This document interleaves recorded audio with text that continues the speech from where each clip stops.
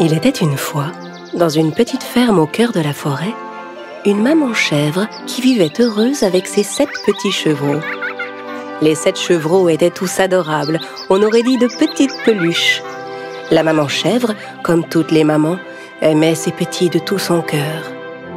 Elle les protégeait des animaux sauvages de la forêt. Un jour, avant de quitter la maison pour aller chercher de quoi manger dans les bois, elle fit venir ses petits chevreaux auprès d'elle. « Mes chers petits, je vais dans la forêt. N'ouvrez la porte à personne. Si le loup parvenait à entrer, il ne ferait de vous qu'une bouchée. Il est très rusé. Il est capable de prendre toutes sortes de déguisements pour vous tromper. Alors, comment est-ce qu'on va le reconnaître? Le loup a une grosse voix. Moi, j'ai une voix douce. Vous le reconnaîtrez tout de suite à sa grosse voix. » La mère s'apprêtait à partir quand elle se rappela autre chose. Elle se tourna vers ses chevreaux. « Ah, encore autre chose. Les pattes du loup sont noires. Les miennes sont blanches. Vous pouvez le reconnaître à ses pattes. » « Ne t'en fais pas, maman. On sait se protéger, tu sais. Tu peux compter sur nous, maman. » La mère embrassa chacun de ses petits et partit dans les bois. Mais le loup les avait épiés de loin. Quand il vit la chèvre partir, il attendit un instant. Puis il s'approcha de la maison et frappa à la porte. «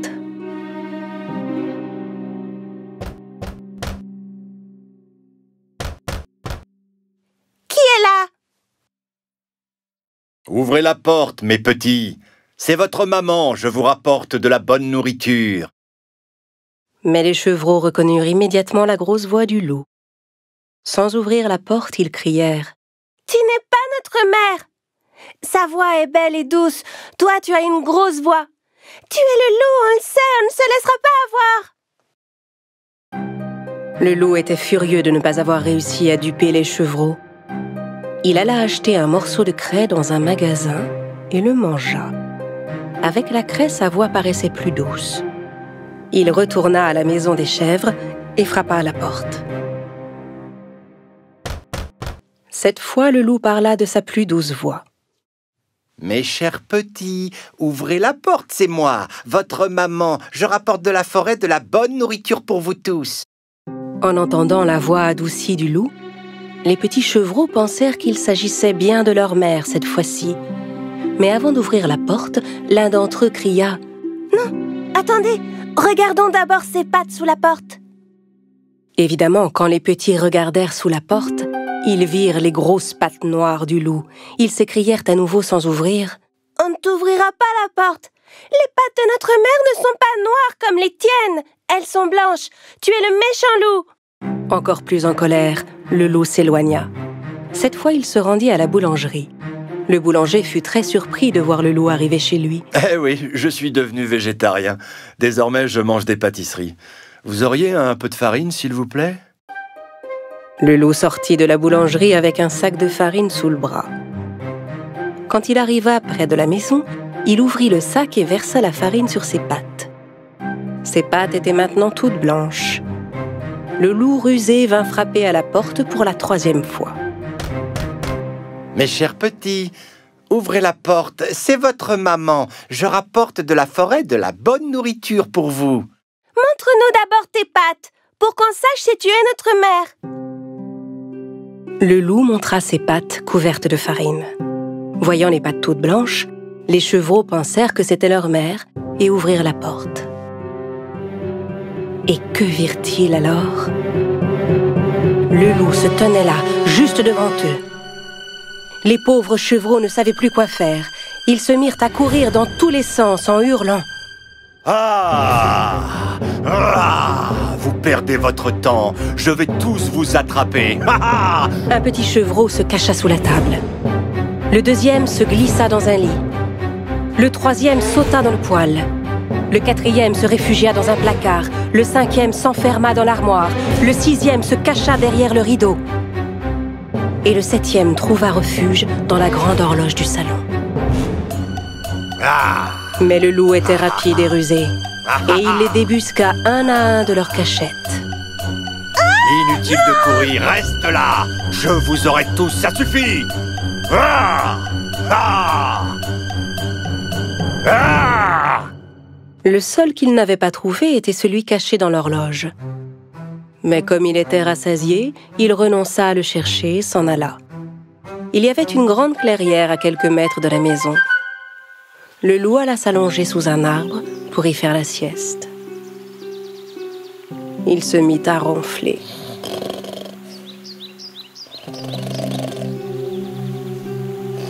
Peu de temps après, la maman chèvre rentra chez elle. Dès qu'elle vit la porte ouverte, elle sut qu'il était arrivé quelque chose et se précipita vers la maison. Oh, mes chevreaux! Oh! En entrant dans la maison, elle fut prise d'un choc. Les tables et les chaises étaient renversées, les rideaux arrachés, les lits sans dessus-dessous, les draps et les oreillers traînaient par terre. La mère chercha ses petits chevreaux partout, mais n'en trouva aucun. Alors elle commença à les appeler un par un. Aucun ne répondait. Quand elle appela enfin le dernier nom, elle entendit répondre une toute petite voix. « Je suis là, dans l'horloge de grand-père !» La chèvre se précipita sur l'horloge de grand-père et délivra son petit. La maman serra son chevreau contre elle. Le petit lui raconta toute l'histoire en pleurant. Le loup est venu déguisé, on a cru que c'était toi, alors on a ouvert la porte. Le loup a dévoré tous mes frères et sœurs.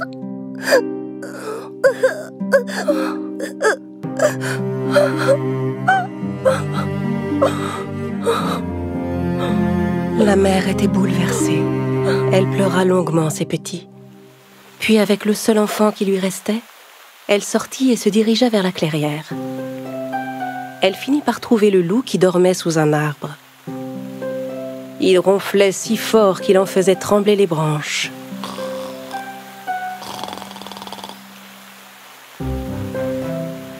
La chèvre observa le loup un instant. Elle remarqua que quelque chose bougeait à l'intérieur de son ventre. « Oh, mais est-ce que mes petits pourraient être encore en vie ?» Soudain, elle eut une idée.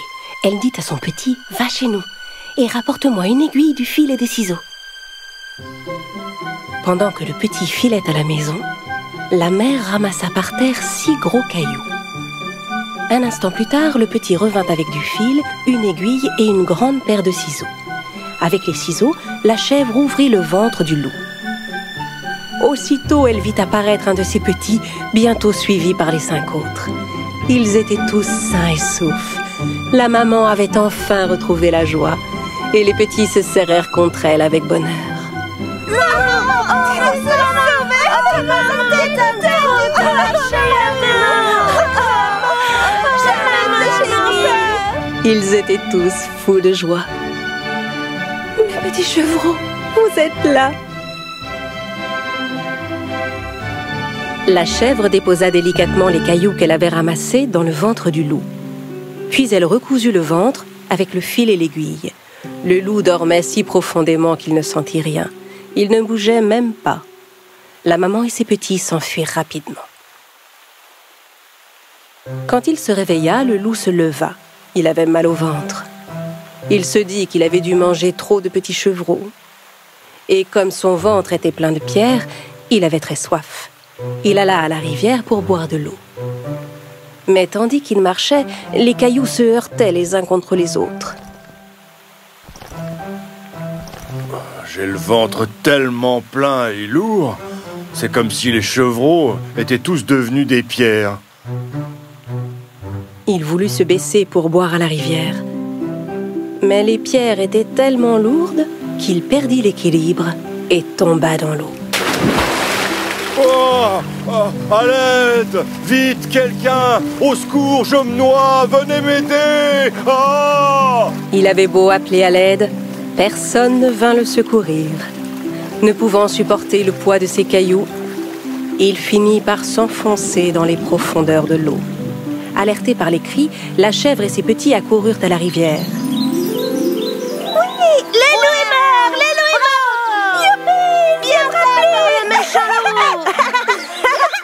Main dans la main, ils se mirent à sauter et à danser tous ensemble.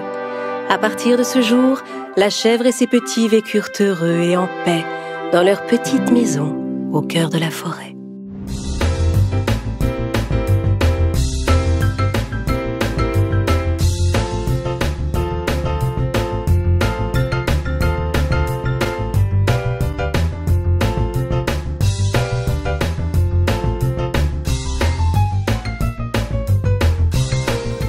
Le grand méchant loup et les 3 lapins.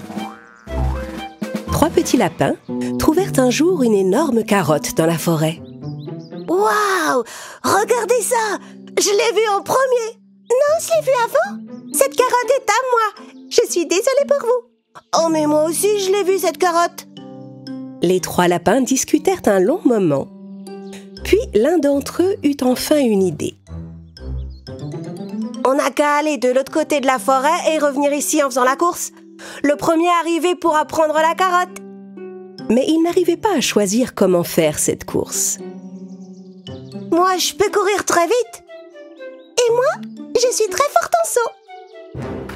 Au même moment, le grand méchant loup, qui errait dans la forêt en quête d'une proie, entendit les voix des 3 lapins et se cacha aussitôt dans un buisson. Ah, j'ai tellement faim qu'il faudrait que j'avale au moins ces 3 lapins d'un seul coup pour me rassasier. Très bien. On commence par courir, d'accord? Quand il entendit que les lapins faisaient la course pour une carotte, le loup les devança et alla creuser un grand trou sur leur chemin. Puis il recouvrit le trou avec des feuilles. Aucun petit lapin ne pourra échapper au piège que j'ai préparé. Les 3 lapins commencèrent leur course. Chacun d'eux dépassait les autres à tour de rôle. Il était très difficile de les départager. Le grand méchant loup regardait les lapins arriver en courant et s'approcher de son piège à toute vitesse. Vous allez tous les 3 tomber dans ce trou. Mais les lapins allaient si vite qu'ils passèrent au-dessus du trou en laissant un nuage de poussière derrière eux. Le loup s'approcha de son piège et fut stupéfait de constater qu'il était toujours intact. Hein? Pourquoi les lapins ne sont pas tombés? Le loup sauta sur les feuilles pour tester son piège 2 fois, et au 3e essai... Ah! Ah, c'est pas vrai! Je suis tombé dans mon propre piège. Ah! Tandis que le loup essayait de sortir du trou, les 3 lapins commencèrent leur épreuve de saut. Rappelez-vous, on doit sauter en suivant la direction des panneaux vers la carotte. Mais en faisant son premier saut, la petite lapine se planta une épine dans la patte.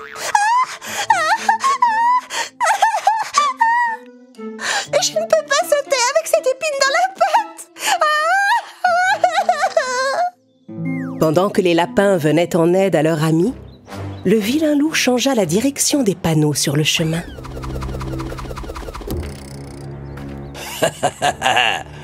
Quand vous sauterez dans le marais, je vous attraperai pour vous manger. Mes mignons petits lapins dodus. Le loup alla au marais pour attendre les lapins. De son côté, la petite lapine réussit à se débarrasser de son épine et les lapins commencèrent leur course de saut. Ils avançaient, sautant de plus en plus loin en suivant les panneaux.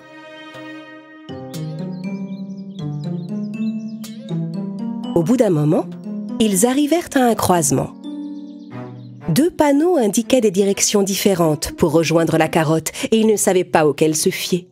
On va où? À gauche ou à droite? Moi, je dirais à gauche. Non, à droite. Les lapins décidèrent de continuer par la gauche. Pendant ce temps, le méchant loup étala du miel qu'il avait volé aux abeilles sur le rocher au milieu du marais. Puis il attendit l'arrivée des lapins. Ce sera votre dernier saut, mes petits lapros. En arrivant en sautant devant le marais, les lapins comprirent qu'ils s'étaient trompés de direction. Oh non! On n'a pas pris le chemin qui mène directement à la carotte. Eh ben, on n'a qu'à sauter sur les rochers et traverser le marais. Les lapins sautèrent de rocher en rocher, mais l'un d'eux resta collé au rocher couvert de miel. Je suis collé au rocher! Je ne peux plus sauter! Ses amis rebroussèrent chemin pour aider le pauvre lapin et tirèrent de toute leur force pour le dégager. Merci beaucoup, les amis. Les 3 lapins reprirent leur course. Le méchant loup s'apprêtait à les poursuivre quand il fut attaqué par les abeilles parce qu'il avait encore les pattes pleines de leur miel. Au secours! Il s'enfuit en courant et tomba tout droit dans le marais. Eh mais, oh non! Au secours! Je m'enfonce! À l'aide! Les lapins arrivèrent au bord de l'eau pour leur 3e épreuve. Je nage très bien, vous savez. Je vous préviens, c'est moi qui vais gagner. Pendant que les lapins se préparaient, le loup échafaudait un nouveau plan. Il déposa de la salade fraîche à l'endroit où les lapins devaient sortir de l'eau. Puis il prit un grand filet et grimpa dans un arbre. Pendant que les lapins mangeront la salade, je laisserai tomber ce filet sur eux.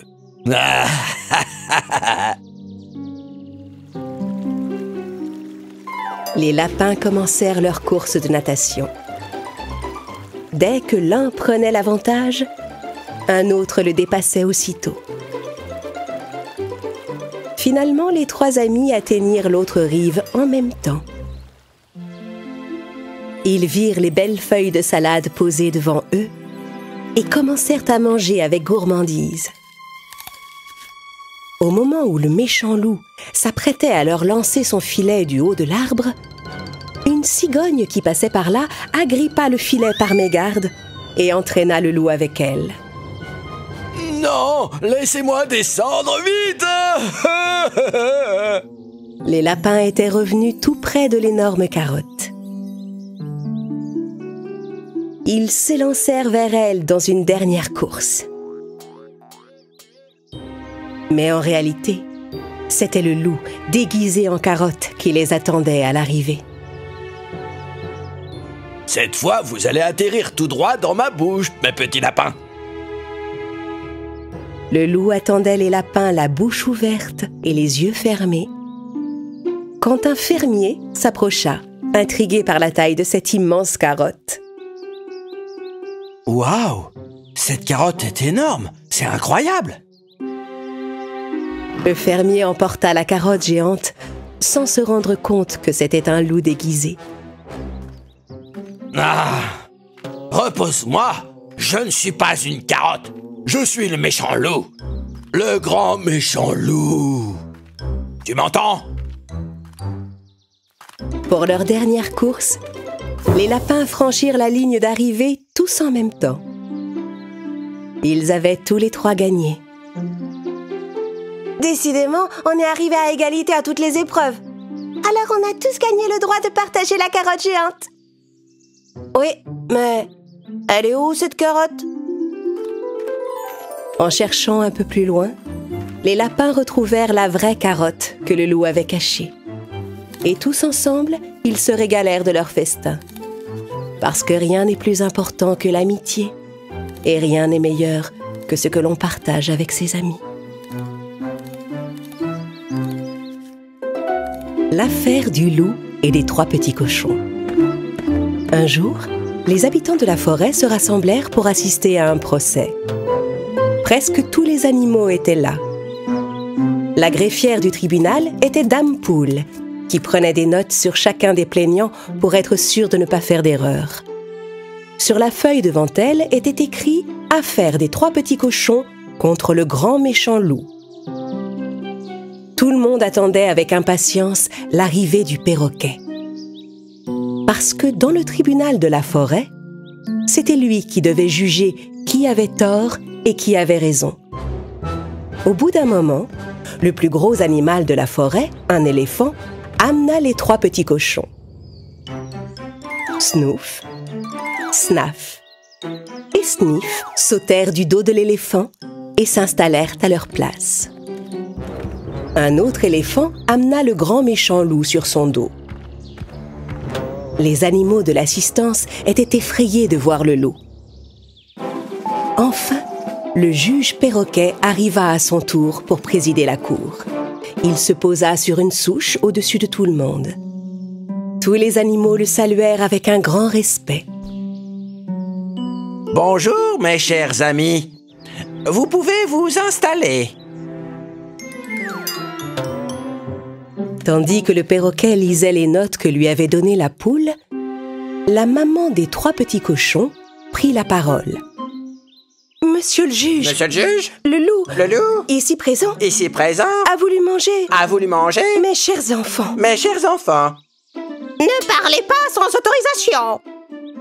Dès que quelqu'un parlait sans permission, le perroquet répétait tout ce qu'il disait.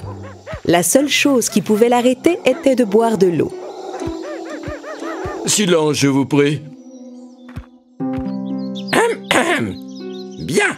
Pour commencer, je vais écouter la plainte des 3 petits cochons. Bonjour, monsieur le juge. Je m'appelle Sniff. Je suis le plus jeune de la famille. Je vivais dans une maison de paille que j'avais fabriquée. J'en étais très fière. Mais un jour, le grand méchant loup a soufflé ma maison et il a essayé de me manger. Non. Ah. Objection. Monsieur le juge. Ne parlez que quand vous y avez été autorisé. Aussitôt, l'éléphant donna de l'eau à boire au perroquet et le procès put reprendre son cours. Continuons d'écouter les 3 petits cochons. Monsieur le juge, le loup ici présent a soufflé ma maison de bois et moi aussi, il a essayé de me manger. On a dû s'enfuir chez notre grand frère pour avoir la vie sauve. Mais le méchant loup ne s'est pas arrêté là, monsieur le juge. Après ça, il est venu chez moi. D'après les lois en vigueur dans notre forêt, personne ne peut entrer chez quelqu'un d'autre sans avoir sa permission ou son invitation. C'est la moindre des choses. Arriver chez les gens comme ça.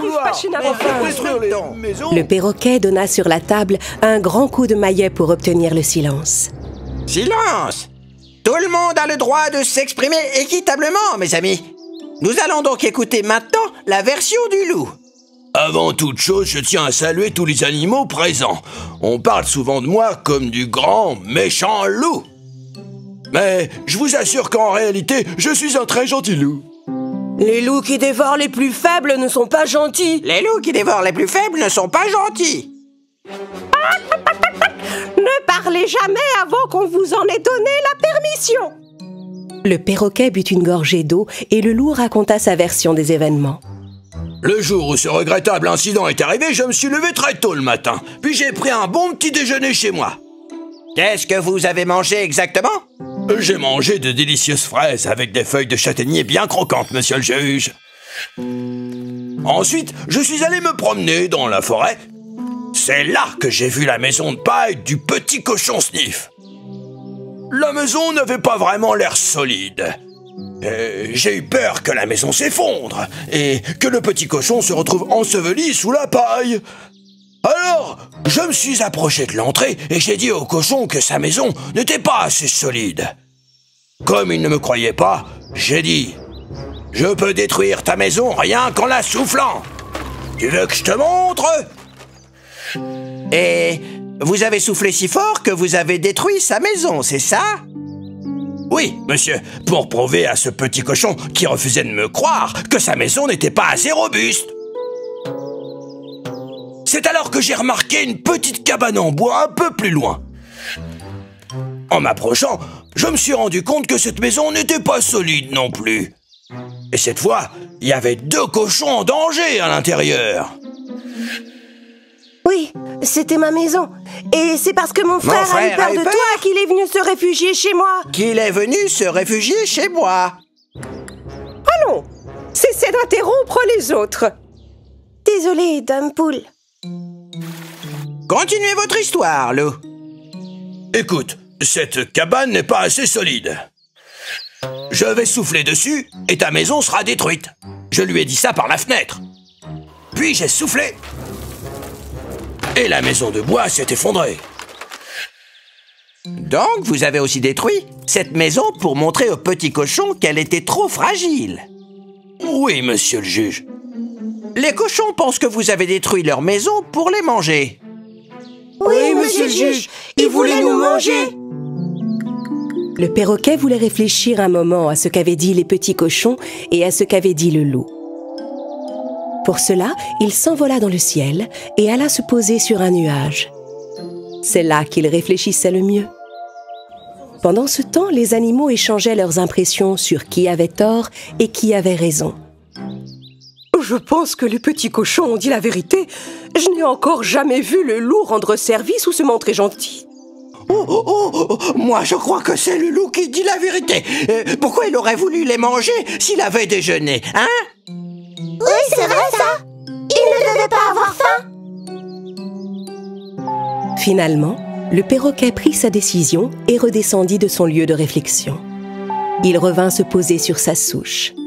Tout le monde était impatient d'entendre le jugement du perroquet. J'ai pris une décision après avoir bien réfléchi aux faits et dans le respect des lois de notre forêt. Dame Poule, écrivez, je vous prie. Depuis que nous le connaissons, nous n'avons jamais vu le loup faire le bien.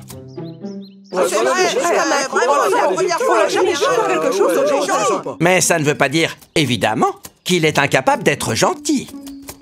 Oui, peut-être, mais c'est juste que ça n'inspire pas vraiment confiance. Alors, j'ai repensé aux faits. Et les faits, c'est que les châtaigniers et les fraises ne poussent pas dans notre forêt. Mais oui, c'est bien vrai. Je n'ai jamais vu ni fraises ni châtaigniers par ici, ça c'est sûr. Le loup a menti sur ce qu'il avait mangé au petit déjeuner. Sa version des faits est de toute évidence totalement fausse. Je condamne donc le loup à construire une nouvelle maison bien solide pour les deux petits cochons. De cette manière, contrairement à ses habitudes, le loup pourra nous montrer qu'il est capable d'accomplir de bonnes actions. Merci, monsieur le juge. L'affaire des 3 petits cochons contre le grand méchant loup est maintenant classée.